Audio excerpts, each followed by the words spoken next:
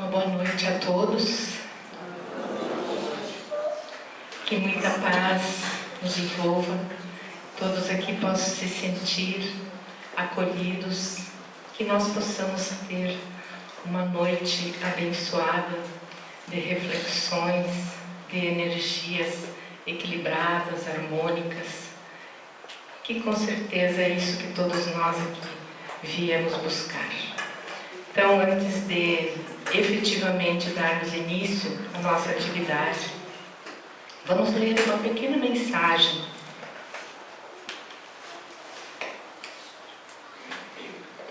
desta obra do Espírito Cheio, que se intitula Antes de Agir.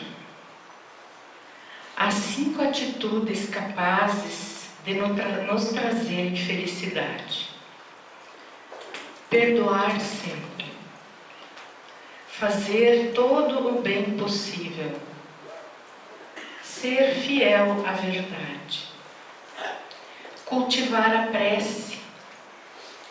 Caminhar servindo sempre. E há 5 comportamentos que levam ao sofrimento. Alimentar a mágoa,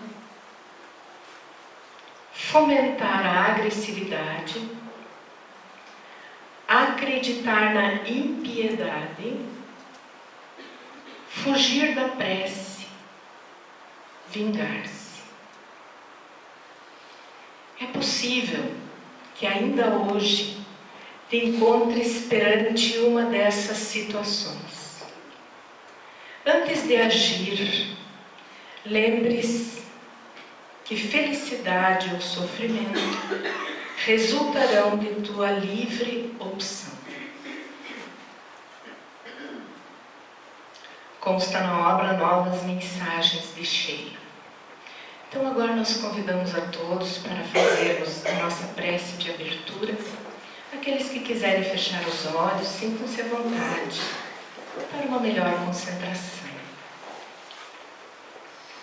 E que nesse momento, então, as bênçãos divinas nos alcancem, que o nosso coração possa delas se nutrir, e que nós possamos agradecer a Deus, nosso Pai, a oportunidade que aqui nos reúne para o nosso crescimento, para o nosso aperfeiçoamento espiritual, para que possamos nos tornar pessoas mais equilibradas, mais saudáveis.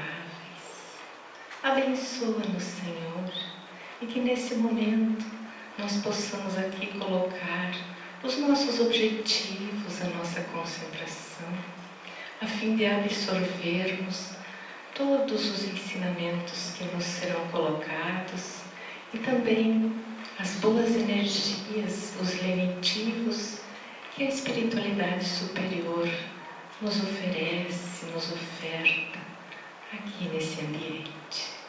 Muita paz nos envolva e que assim seja. Então agora nós vamos passar a palavra para o nosso irmão Fábio Frank, que é médico oncologista do CACOM, e ele vai falar sobre o tema hoje, Quem é você? Temática de autoconhecimento. Que nós possamos ter, então, uma boa noite de aprendizado. Obrigado, Yara. Uma boa noite a todos. Todos que atenderam gentilmente o convite de estarmos aqui hoje para essa tarefa de autorreflexão e tentando buscar, então, também um conforto para que a gente possa enfrentar dias tão tumultuados e tão perturbados como os que a gente tem vivido. Um belo dia, parte da Terra, rumo ao mundo espiritual, uma pessoa que, chegando lá, bate a porta pedindo entrada. Batendo a porta, ela escuta uma voz lá de dentro que questiona: quem é você? Ela responde: eu sou mulher. Perguntando mais uma vez: quem é você? Eu fui professor, ainda não é Iara, viu, Iara? Ainda não é você. Perguntando a segunda vez, a terceira vez, quem é você? Eu fui da família tal. E assim foram feitas sempre a mesma pergunta durante um longo período de tempo, até que ele escuta da vozes lá de dentro dizendo: retorna à terra e busca conhecer-te. Quando você estiver preparado, quando você souber quem você é, retorne e nós estaremos aqui lhe esperando. Então a questão íntima tem que ser feita por todos nós. Quem somos nós? Às vezes nós nos iludimos pela posição que nós nos encontramos hoje dentro da nossa existência. Então somos trabalhadores, somos médicos, somos professores, somos pessoas envolvidas com diversas atividades, mas nós nos esquecemos que essas são posições temporárias, que nós estamos nessa situação, mas que na essência nós muitas vezes não paramos para pensar o que nós somos na realidade. E dentro dessa jornada, então, de autorreflexão, dessa jornada espiritual da noite de hoje, a melhor maneira de nós trabalharmos esse exercício é trabalhando com a inveja. Todos os dias nós escutamos de pessoas que não estão bem. Mas por que você não está bem? Por que você está desequilibrado? Provavelmente porque tem alguém me invejando. Alguém me botou um mau olhar, ou eu estou com alguma coisa me perseguindo. E aí você olha para a pessoa assim e fica analisando, mas será que é isso mesmo? Como é que nós lidamos com a inveja? Porque a inveja é uma condição inerente ao ser humano. Se nós pararmos para pensar, nós estamos a todo momento fazendo esse exercício de comparação com os outros. E estamos sempre observando o comportamento dos outros e aquilo que as pessoas são e aquilo que as pessoas têm. É muito mais fácil eu ter inveja de quem está próximo, porque isso me atinge, isso me incomoda. E dentro disso tudo, a principal reflexão é que é muito mais fácil cuidar da vida dos outros do que da nossa. É muito mais fácil nós acharmos motivos e explicações para os nossos insucessos, para as nossas frustrações na vida do próximo do que na nossa própria vida. E vejam bem, dentro dessa condição, nós estamos sempre nos comparando, sempre buscando tentar desculpas para o nosso insucesso e para o nosso fracasso. Porque lidar com o sucesso do outro, lidar com as conquistas da outra pessoa, isso nos traz um sentimento de inquietude, um sentimento de desconforto. Sempre que a gente sabe que alguém muito próximo da gente está numa situação boa, isso, bem ou mal, nos desestabiliza. Isso nos deixa, mas por quê? Eu trabalho bem mais que ele, eu estudei bem mais que ele, como é que essa pessoa tem mais do que eu? Como é que essa pessoa é mais feliz do que eu? Como é que pode ela ser feliz com tão pouco? Porque dentro da nossa condição humana ainda, inferior, é muito difícil nós nos defrontarmos com a nossa própria realidade. Conhece-te a ti mesmo. Isso estava escrito na parede de um templo grego, e isso foi questionado na filosofia de Sócrates e de Platão. Conhece-te a ti mesmo. O que isso significa? Significa nós deixarmos de cuidar da vida das outras pessoas e passarmos a cuidar da nossa própria. Mas isso é muito difícil. Nós sempre vamos tentar buscar justificativas, buscar motivos para a nossa dor e para o nosso insucesso nas outras pessoas, como se o mundo conspirasse contra nós. E aí nós vamos descobrindo que esse processo de comparação, na verdade, ele traz para nós todo um despertar. Porque, na verdade, aquilo que nós invejamos nas outras pessoas, inconscientemente, é algo que nós gostaríamos de ser. Se eu acho que uma pessoa, né, tem muita inteligência, uma pessoa bem-sucedida, se eu critico essa pessoa por achar que ela é exibicionista, ou porque ela tem demais, ou porque ela trabalha de menos, na verdade eu estou traçando uma crítica e que inconscientemente vem a comparar e mostrar a nossa incapacidade, a nossa auto-reflexão. Como é que eu estou vendo a minha vida? Olhar para si mesmo significa basicamente olhar para a medusa. A gente não consegue olhar sem virar pedra. Então, para não virar pedra, nós usamos o truque do espelho, né, do reflexo do espelho, para tentar então não se petrificar. E o que é o truque do espelho? É comparar a nossa vida com a vida das outras pessoas. É inconscientemente buscar desculpas e buscar justificativas para os nossos insucessos. Porque as pessoas não permitem, porque as pessoas me invejam, porque as pessoas atrapalham a minha vida. Aí nós descobrimos que nós não estamos na posição que nós estamos ao acaso. Tudo tem um motivo. E esse talvez seja o nosso maior desafio de autodescobrimento. Entender o que nós estamos fazendo aqui.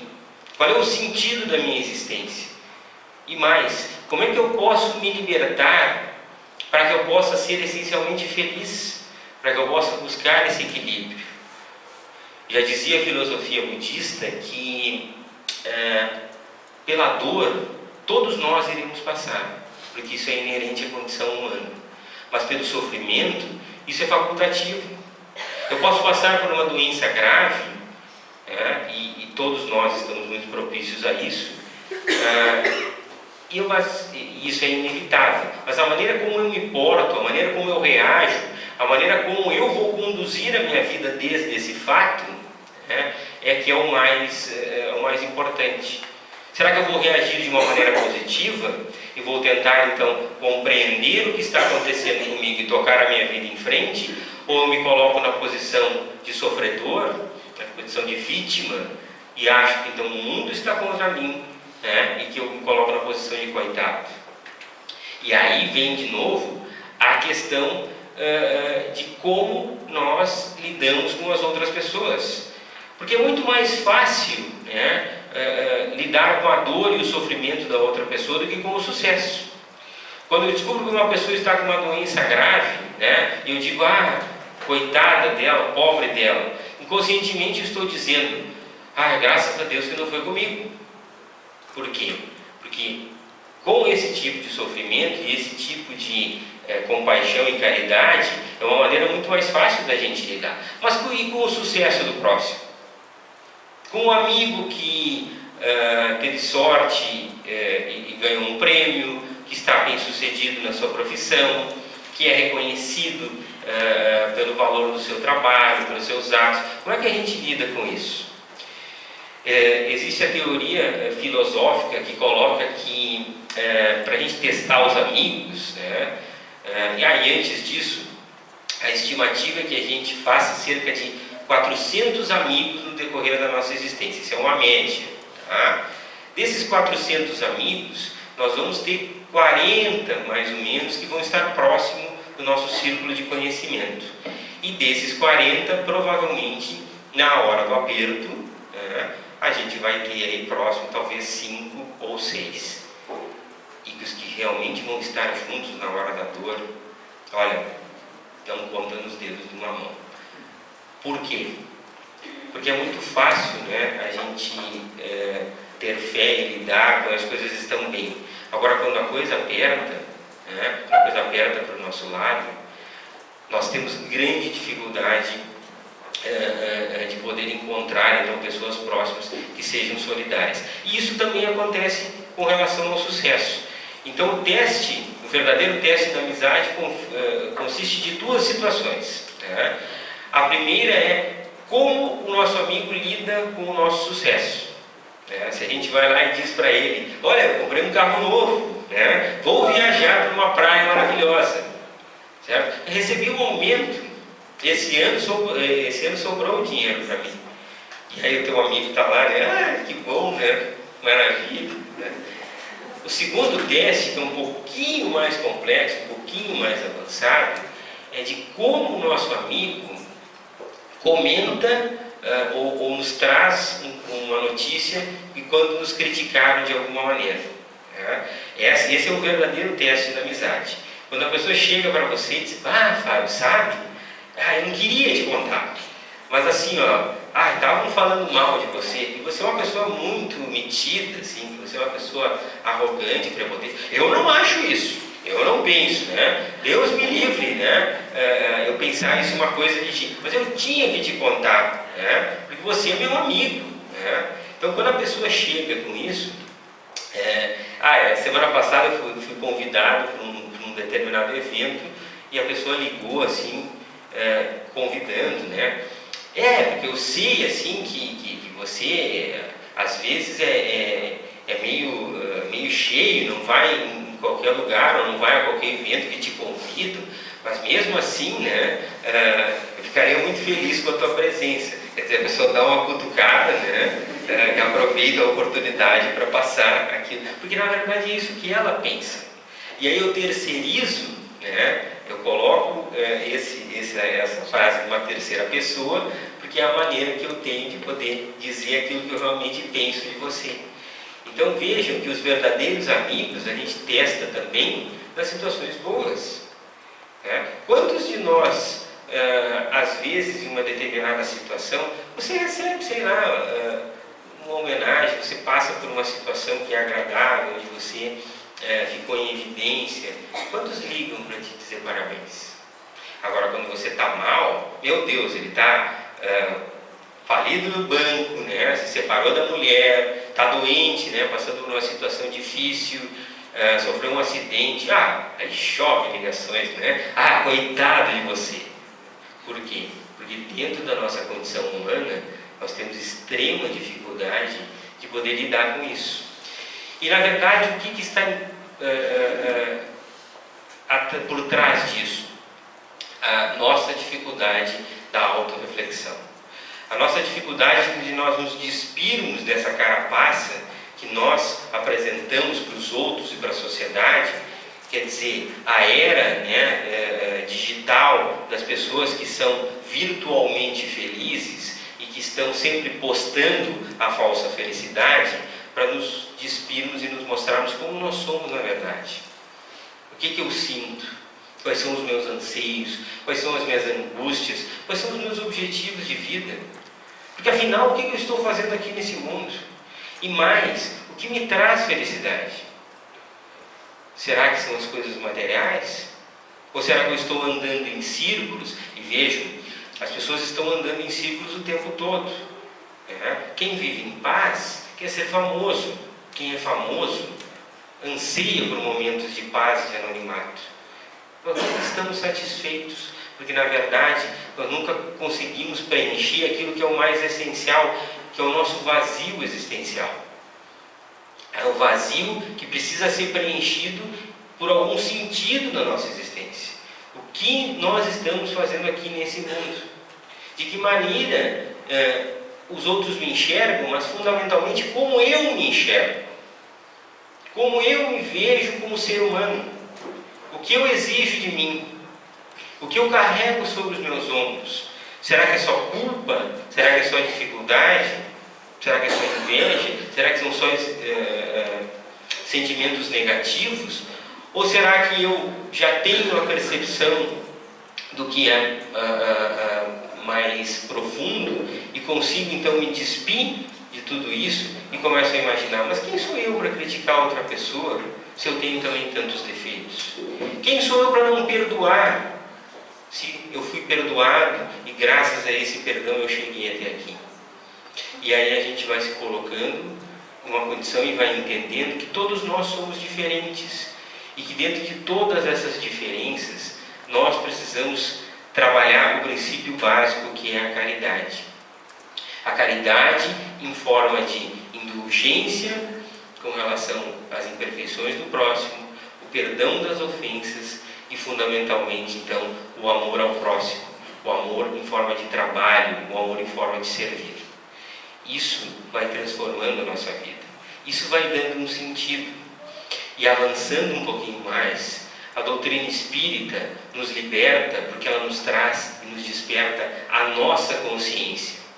E aqui a ideia fundamental dessa noite: o conhecimento nos traz liberdade e responsabilidade, porque através do conhecimento nós passamos a ter então todo o autoconhecimento do livre-arbítrio que nos possibilita escolher os nossos caminhos, escolher o que eu estou fazendo aqui da minha existência, aprender com os meus erros, entender que dentro da condição que nós estamos aqui, essa vida e essa existência é uma das tantas e tantas etapas que nós vamos estar vivendo aqui, dentro dessa jornada rumo à perfeição relativa que é Deus.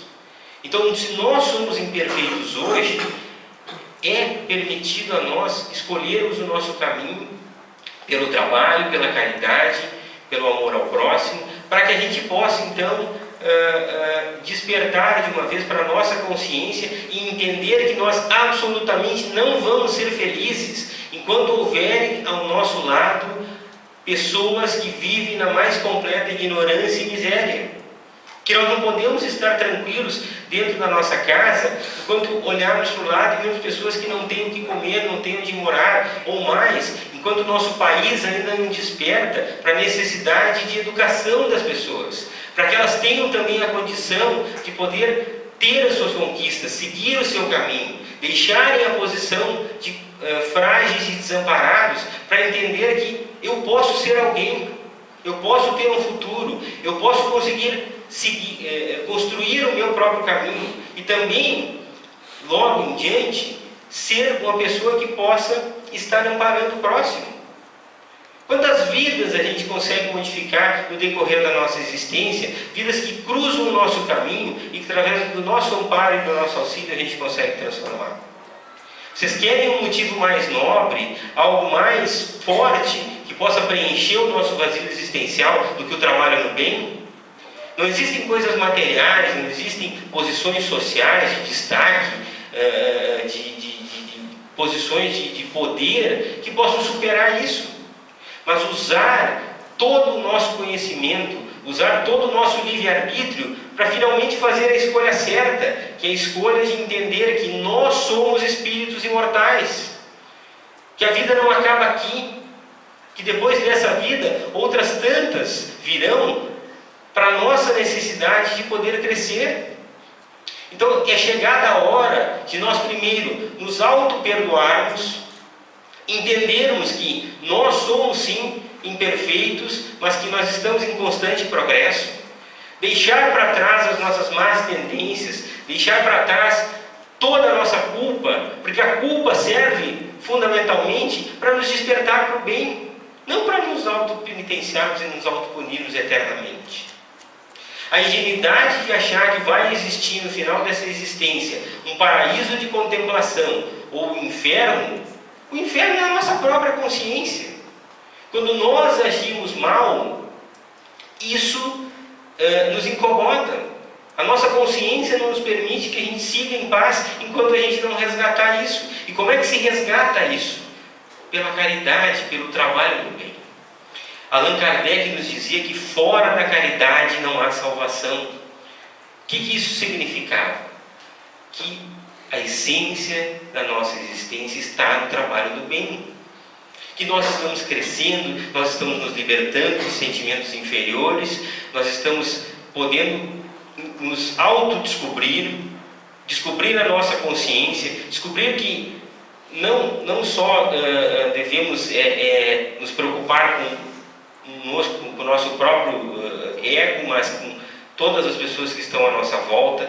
E aí a gente vai crescendo, e aí a gente vai evoluindo, e a gente vai transformando a vida das pessoas que estão à nossa volta. Quando a gente descobre isso é a libertação. Porque isso é a possibilidade de você entender o que você está fazendo aqui. Quem é você? Somos espíritos imortais em aprendizado, nessa jornada maravilhosa que é essa existência. Quem de nós não passou por dificuldades, por problemas às vezes que pareciam intransponíveis, e quando a gente passa por eles, como a gente cresce, como a gente aprende também a observar mais o próximo, a observar mais a vida das pessoas, a entender que nós temos que deixar de lado essa nossa necessidade de querer ter cada vez mais e ir adquirindo coisas, quando a verdadeira liberdade está na vida simples, está na possibilidade de poder viver em paz com pouco. E olha, para nossa felicidade a gente precisa de muito pouco mesmo. Apenas o coração tranquilo de nós estarmos fazendo o máximo. Existe uma história de São Francisco de Assis, né, que ele estava capinando no quintal, e quando chegou um discípulo para ele, disse: mestre, o que o senhor faria, né, se soubesse hoje, se alguém dissesse hoje que o senhor tem pouco tempo de vida, né, o que o senhor faria da sua vida? Ele olhou para o discípulo e disse: eu seguiria capinando. Essa é a paz que nós buscamos, né? É a paz de espírito, é a paz de consciência. E como é que se conquista isso? Através desse processo diário de autodescobrimento, através da possibilidade de nós refletirmos sobre a nossa existência. Mas espera aí, se no final do dia eu chegar e pensar: como foi o meu dia hoje? Será que eu fiz tudo que eu deveria ter feito? Será que eu fui uma pessoa de bem? Será que eu me portei bem em frente a todas as situações? O que eu poderia fazer para ter um dia melhor amanhã? Como é que eu estou conduzindo a minha vida? E mais, buscar, e a Yara falou na leitura inicial, na oração, buscar na oração uma maneira de nós entrarmos em sintonia com a espiritualidade, para nós buscarmos também o nosso próprio equilíbrio. Porque como é que eu vou trabalhar frente a pessoas que estão em dificuldade, num mundo de tanta ansiedade, de tanta dor, de tanta depressão, de tantas doenças, de tanta perturbação? Como é que eu vou ajudar e vou estar bem se eu não estou equilibrado? E como é que se conquista esse equilíbrio? Com conhecimento. Então o conhecimento nos liberta. E quantas pessoas a gente vê todos os dias que não querem essa liberdade, que preferem estar andando com a manada, estar no meio da multidão, ocultos, fazendo tudo igual, sendo ditados a roupa que eles precisam usar, a maneira como eles têm que se comportar, o que é certo, o que é errado. Existe uma tirinha muito interessante, da Mafalda, um personagem de tirinha em quadrinhos, que ela estava olhando televisão, uma criança olhando televisão, e ainda a televisão estava dizendo: compre, faça, beba, use. E ela disse: mas o que esses caras estão pensando para nos dizer tudo que a gente tem que fazer? Será que eles pensam que a gente não sabe o que a gente quer? E daí ela pensou um pouquinho: o pior é que eles sabem, que a gente não sabe o que quer. O que nós queremos da nossa existência? Será que a gente quer uma vida de luxo, de ostentação? Será que a gente quer uma vida simples? Será que a gente já parou para pensar que a grande maioria das pessoas ocupa esse seu vazio existencial, que Freud caracterizava como o grande mal da civilização moderna, e tenta afogar isso com o que a gente chama de diversão? E vejam, divergir, a palavra significa fuga. Então a gente foge como? Através do álcool, através das drogas, através do sexo, através dos prazeres que ainda vêm dos nossos instintos primitivos, achando que aquilo vai preencher esse vazio, ou vai amenizar um pouco essa dor e essa angústia existencial que nós sentimos. Mas depois a gente descobre que a gente está apenas empurrando o problema mais para frente, e isso vai se tornando uma bola de neve. Então é chegada a hora do despertar. É chegada a hora do despertar da nossa consciência. A doutrina espírita veio para nos trazer conhecimento.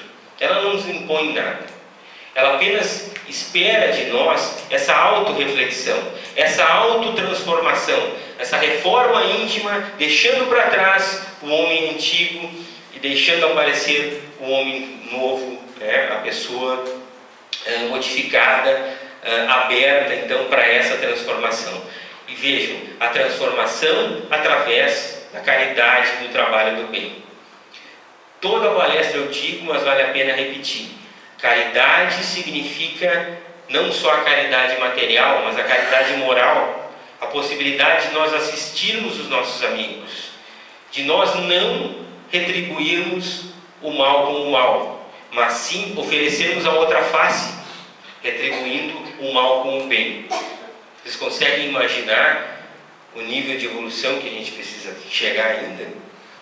Perdoar 70 vezes 7. Né? Tem uma passagem do Chico Xavier que dizia que ele sempre atendia, né, uma senhora que vinha se queixar do marido, que o marido bebia, né, e que fazia horrores dentro de casa, e transformava a vida dela num verdadeiro inferno, né, e ele dizia que era para perdoar, né. Aí, depois de vários anos, né, a mulher disse que não aguentava mais. E aí o Chico Xavier fez as contas, né? São tantos anos, e eu sempre dizendo para ela perdoar, já deu muito mais de 70 vezes 7. Acho que vão poder libertar. Ele consultou a Joana de Ângeles, que é a guia espiritual dele. Chico, 70 vezes 7 vezes cada erro. Como a gente está longe disso, né? Será que a gente tem ainda a capacidade de perdoar? Será que nós estamos prontos? A liberdade consiste disso. O conhecimento nos traz responsabilidade. O conhecimento nos traz quase que a obrigação da gente fazer o bem. Por quê? Porque nós não podemos mais dizer que a gente não sabe. A gente não pode dizer mais que eu não sabia. Deixar para lá, deixar para trás. Cruzar o caminho de alguém que está em dificuldade e dizer: não, hoje não tem tempo, eu não me importo, que a vida vai nos cobrar. E volto a dizer, o verdadeiro inferno está na nossa consciência. Jesus dizia que um gesto de amor cobre uma multidão de pecados. Ele nos deixou todo o roteiro, né? E a estrada está aberta, pronta, pedindo que a gente caminhe por ela. O que falta para que a gente comece a fazer isso? O que falta para o despertar da humanidade? Nós, através dos nossos filhos, também vamos plantando essa ideia e essa semente, para que as pessoas possam, enfim, despertar.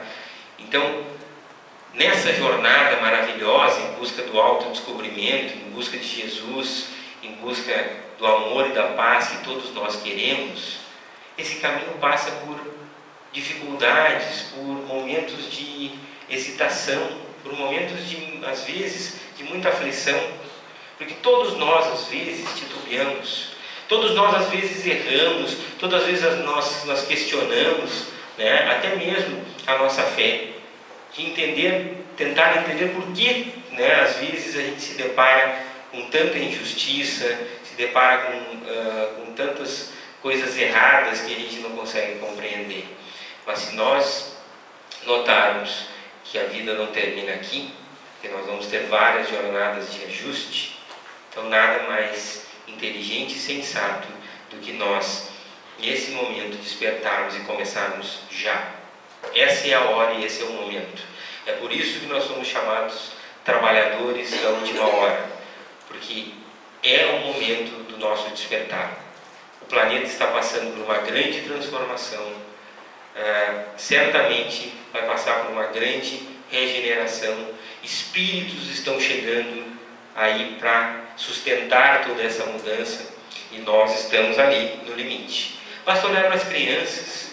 As crianças estão mais precoces, né? Parece que já nascem mais prontas, até fisicamente, né? Eu fui dar uma palestra esses dias para adolescentes do 3º ano. Olha, eu vi o mundo, né, de baixo, né? Que a grande maioria tem 1,90 m, calça 44, né? São pessoas que despertam muito mais precocemente para tudo. Por quê? Porque não cabe mais no mundo de hoje a ingenuidade das nossas gerações.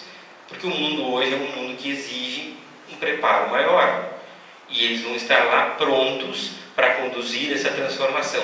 Mas cabe a nós o papel de poder orientá-los, de poder sustentá-los, de poder mostrá-los para todos qual é o caminho e qual é a única escolha. Jesus conta conosco. Então, quando perguntarem para vocês quem é você, a resposta da mulher que voltou para lá um tempo depois foi: eu sou um espírito imortal, um espírito de luz que está nessa vida para o trabalho no bem, para a nossa função de servir, para a nossa função de não retribuir o mal com o mal, plantar o bem, perdoar, ser indulgente com as imperfeições alheias, poder buscar a felicidade através do amor, o amor em forma de servir.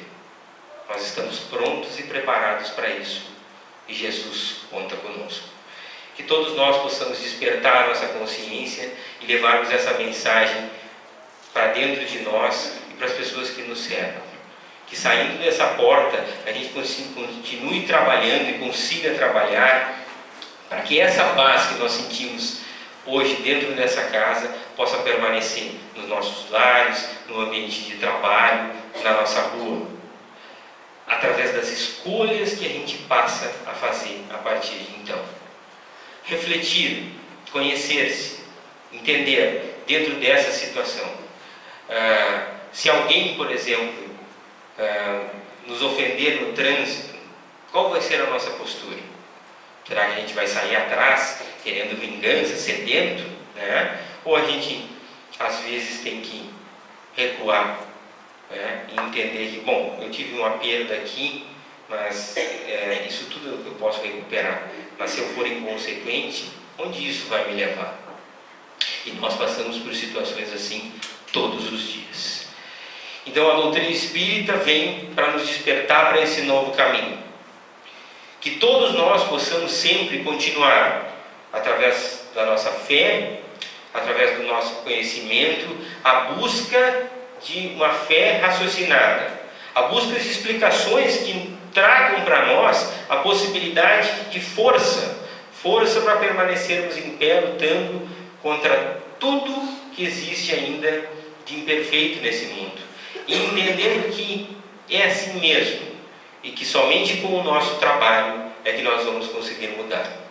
Jesus conta conosco nessa jornada, e nós esperamos com o coração aberto para que Ele possa estar nos acompanhando sempre. Que todos nós tenhamos uma boa semana, uma semana de muita luz, de muita paz, do nosso coração fortalecido, para que nós possamos continuar na nossa jornada de trabalho. Jornada que vai finalmente, então, despertar a nossa consciência e mostrar que nós podemos, sim, ser felizes nesse mundo, se nós entendermos quem somos nós.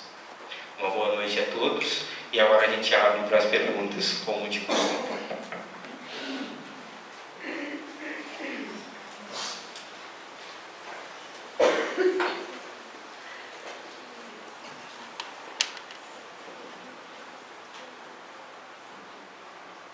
Doutor, eu perdi um filho, deve ser 3 anos.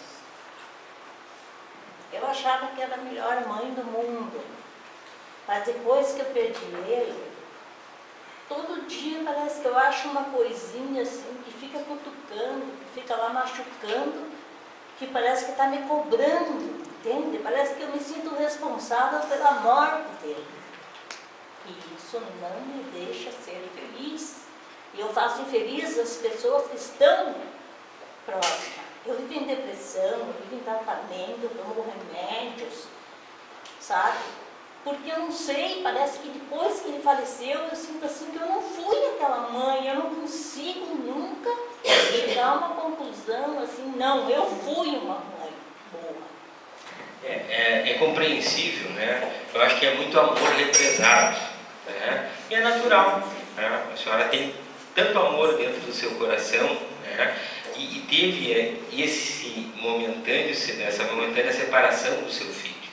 Mas entender aqui que essa separação ela não é para sempre, que apenas, né, nessa nossa ingenuidade de achar que uma vida, que nós temos uma vida longa, isso é apenas uma pequenina etapa, um sopro, um piscar de olhos, logo em frente a gente se reencontra.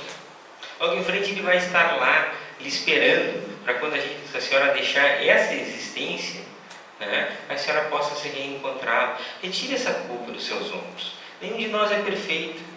Nós estamos aqui para aprender, e aprender com todas essas dificuldades. Existe uma passagem do filme As Mães de Chico Xavier que eu gosto muito. Uma das mães que procurou Chico Xavier tinha perdido um filho num acidente, né, e o filho estava com uma babá. No momento que ele caiu da bicicleta, bateu a cabeça e veio a desencarnar. E a mãe então nunca perdoou a babá por causa disso. E também com a mesma dor que a senhora sente, veja, isso é compreensível, que nós amamos, procurou Chico Xavier, né, para tentar achar alguma explicação. Se passaram vários dias sem ela conseguir contato, até que ele cruzou o caminho dela, e a primeira coisa que Chico Xavier disse é: você já agradeceu a sua babá? A mãe olhou, mas como assim? Como agradecer? Porque o seu filho iria desencarnar, né, contigo. Quem era para estar com ele, cuidando, ele andando de bicicleta, era você. Mas a espiritualidade, achando que você não suportaria tamanha culpa e tamanha dor, usou a babá de instrumento, para que você pudesse prosseguir a sua vida. E aí o filme anda um pouquinho e passam alguns dias e ela está lá sentada na casa espírita, de mão dada com a babá. Às vezes nós não compreendemos como as coisas acontecem nesse mundo aqui, mas existe todo um plano, né? E a vida não acaba aqui. Seria ingenuidade demais, né, da nossa parte. Então o que eu diria para a senhora é: se perdoe e use esse amor, porque tem muitas outras pessoas precisando dele, né? Deixe de se culpar, deixe para trás, e primeiro se perdoe, se permita esse perdão e siga a sua vida. Com certeza é isso que o seu filho quer. E se a senhora conseguir isso, pode ter certeza que ele vai estar lá feliz. E volto a dizer, logo em breve, né, a gente se reencontra. E esse reencontro, com certeza, deve ser algo indescritível. Fique bem.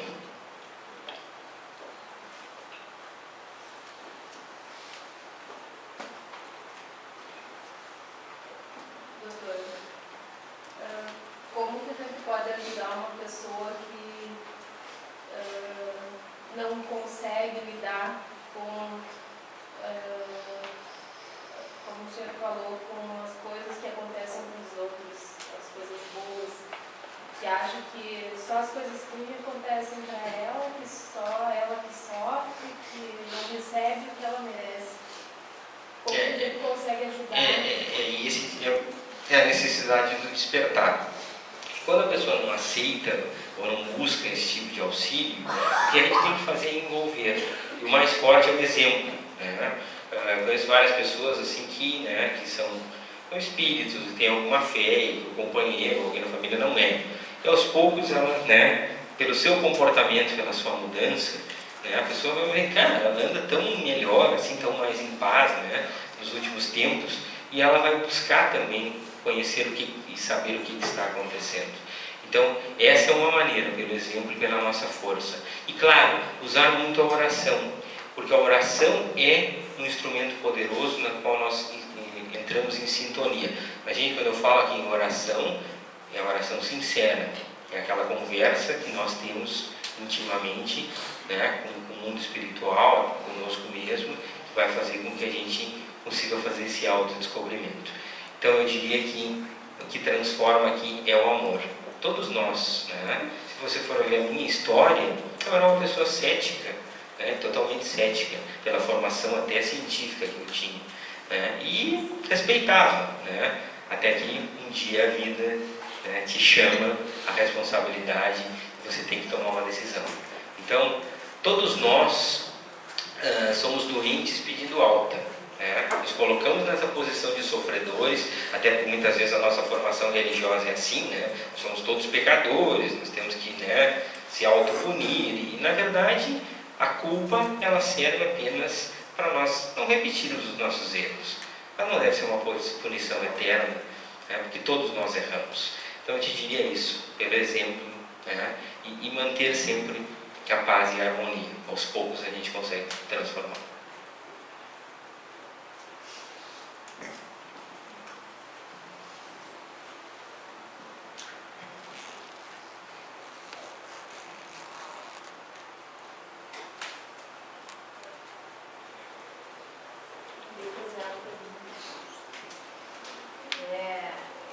Dos pacientes, né, assim que você atende, você consegue visualizar, ou eles se contam, se eles fazem alguma mudança pessoal no processo, no meio do tratamento, do tratamento? Totalmente, é visível, né? Tem pacientes que você recebe um tempo depois que terminou o tratamento, você não reconhece, né? Entra no consultório e você fica pensando, será que eu me enganei? Estou com a ficha errada, né? Porque assim, as pessoas transformam totalmente a sua vida. E é a questão, então, de a doença ser um despertar.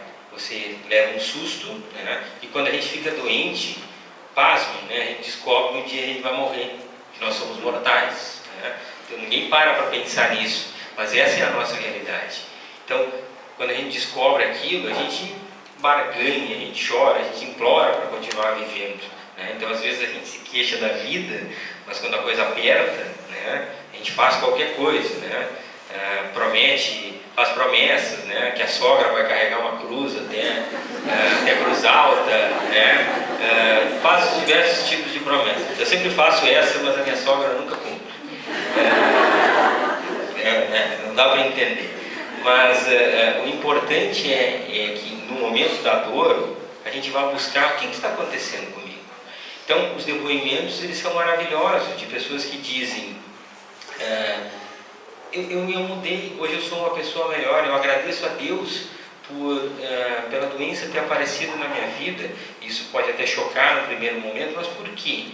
Doutor, eu fumava, eu bebia, eu não fazia ginástica, eu não cuidava da minha alimentação, eu era uma pessoa extremamente depressiva, né, angustiada, tinha dificuldade para dormir, não ficava com os meus filhos, né, eu vivia para o trabalho, agora eu trabalho para viver.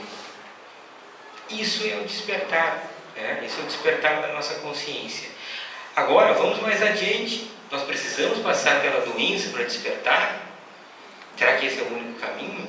Ou será que nós podemos despertar hoje, sair daqui hoje, já se programar que amanhã eu posso ser uma pessoa melhor?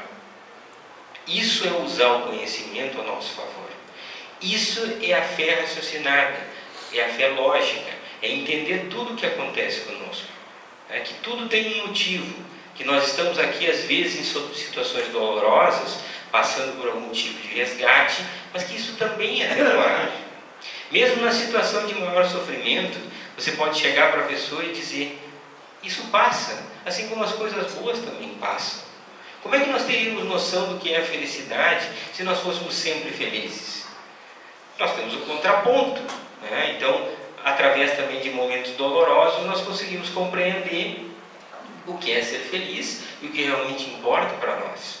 Então, isso faz parte do aprendizado, né? Divaldo dizia que, no primeiro momento, ele orava, né, e agradecia por tudo de bom que acontecia com ele, né? Aí o guia espiritual dele disse, você tem que orar também, né, por nada de ruim que te aconteceu. Então ele passou a orar por tudo de bom, né, que aconteceu e pelas coisas ruins que ele não passou.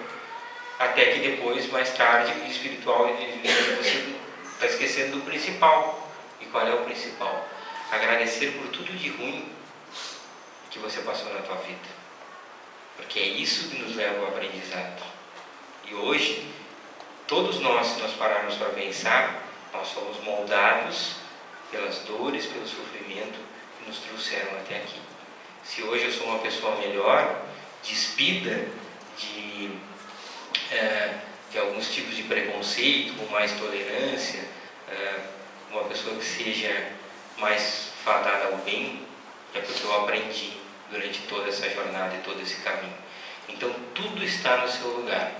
Nós estamos no corpo físico que nós precisamos ter, nós estamos na profissão que nós precisamos ter, na cidade que nós precisamos morar. Deus é justo e isso é que mostra a perfeição da obra divina, né? Que a espiritualidade nos coloca no lugar que nós precisamos estar. Bom.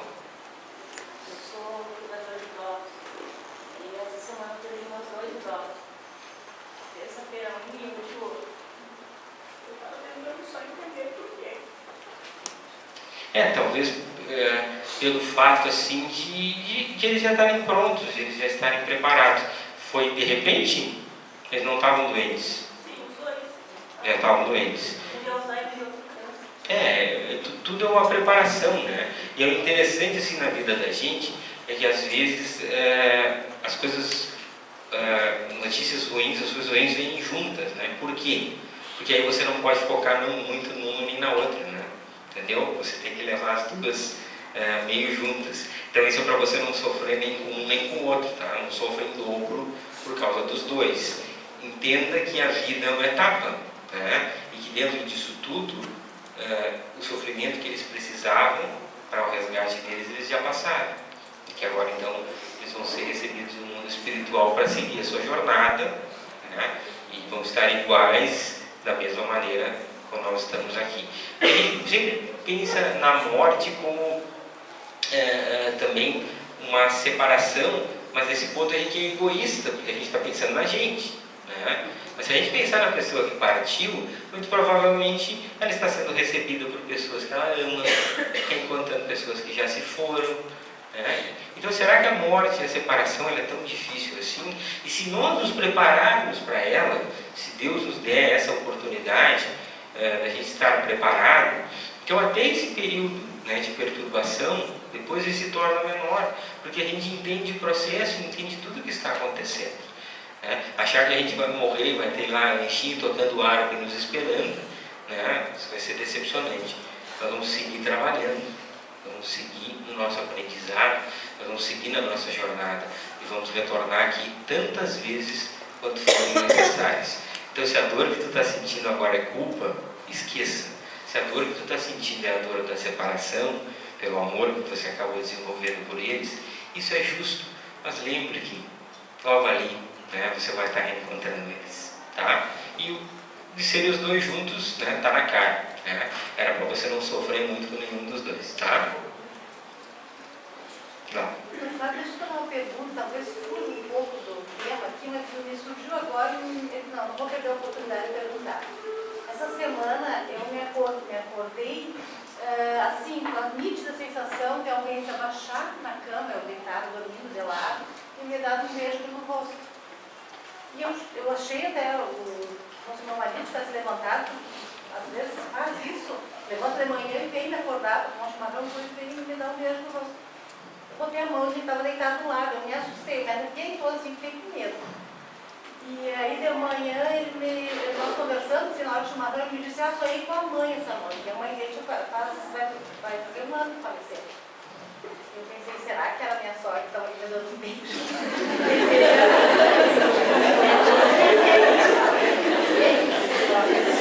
Como é que era a relação da tua sogra? Era boa? Às vezes pode ser isso, porque a gente tem que tentar se colocar um pouco no lugar.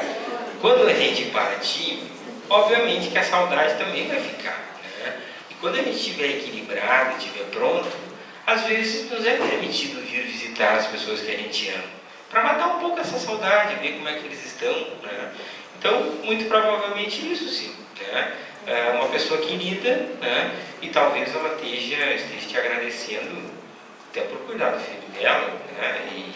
E isso é justo, né? Ela fez as netas, os bisnetos, enfim, isso deve ser emocionante também.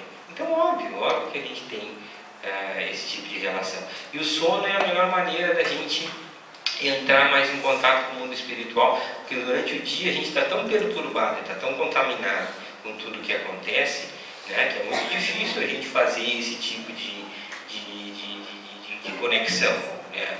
Então, com certeza, né, o mais provável que seja isso.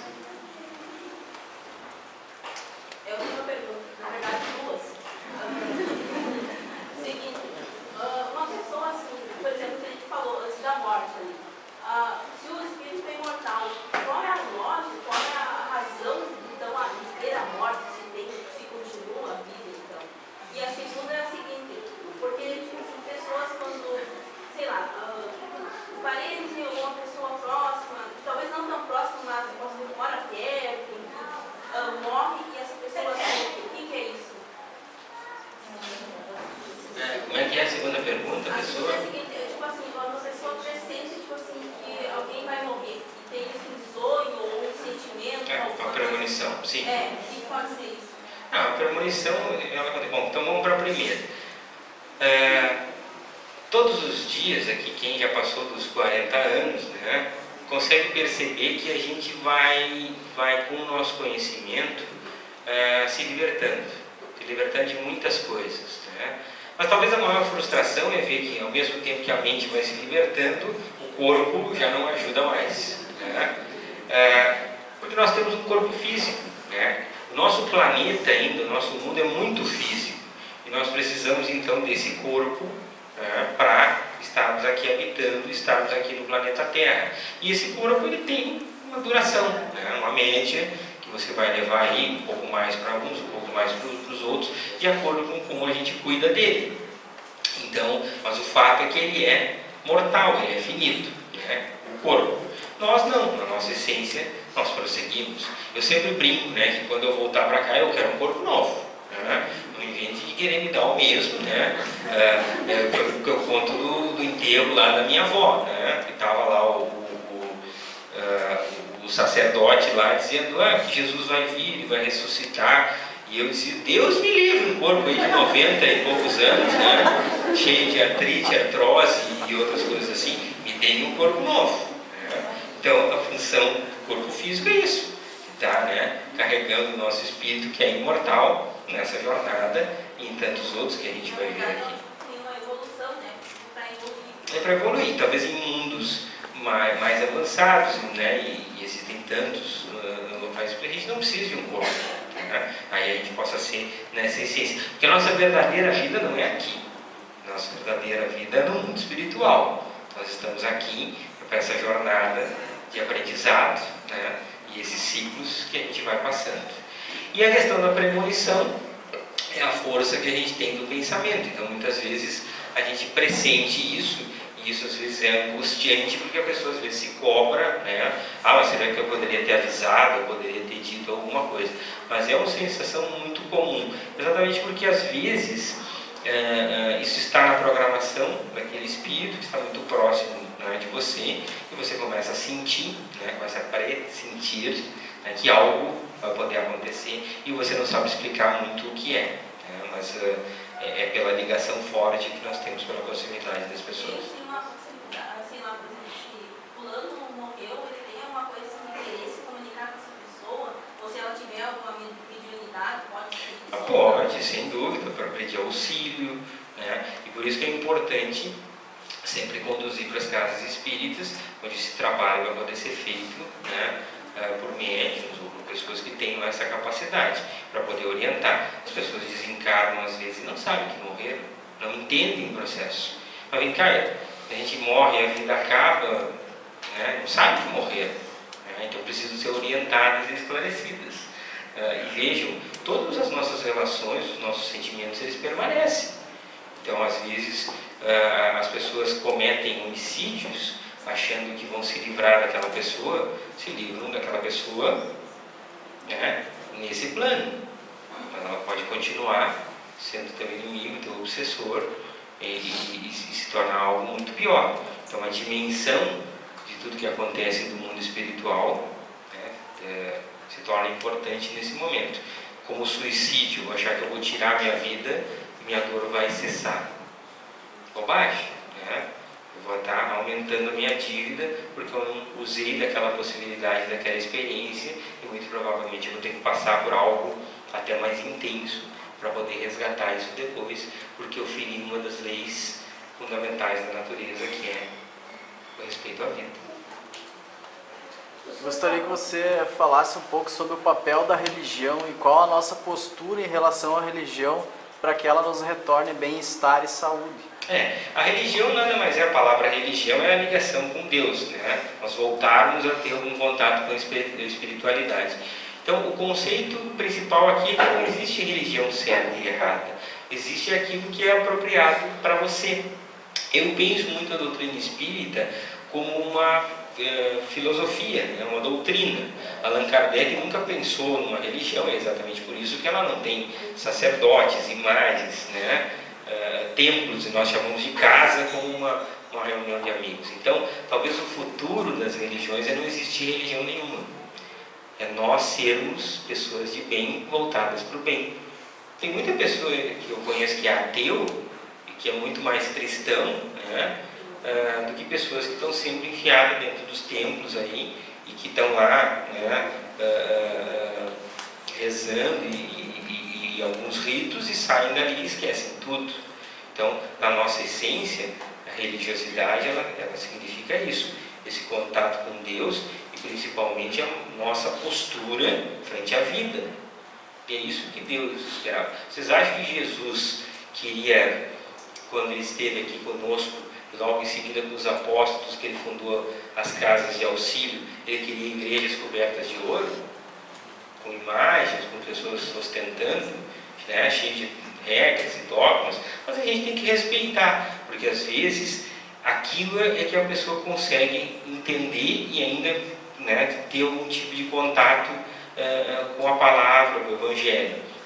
E existem muitas e muitas religiões diversas, e o Brasil é um país que é bom por causa disso, pela tolerância e pelo respeito, que transformam a vida das pessoas, né?